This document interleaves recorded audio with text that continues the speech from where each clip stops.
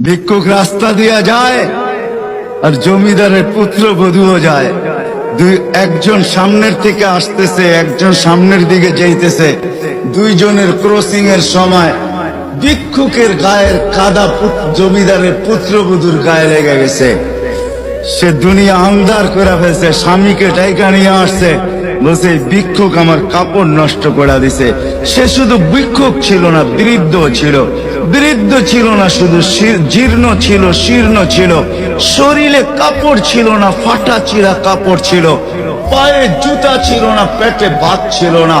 জমিদারের পুত্র সইতে পারে নাই, যৌবনী শক্তি সয়তো সয় কি কইরা তার স্ত্রীর গায়ে ভিক্ষুকের কাদা, বস সমগ্র শক্তিকে হাতে জমা করা, একত্র করা বৃদ্ধের কালে বসায়।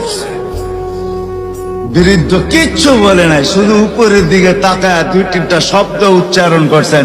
শব্দগুলা হলো ইয়া মাল্লা তারা হলো ওয়ুন, ও আল্লাহ তোকে চোখে দেখা যায় না, ও তারা কুল্লা শাই তুই সব দেখিস, ফারা তারা মা বি তুই কি দেখিস না আমার সাথে কি ঘটতেছে, এটা কি দেখিস না?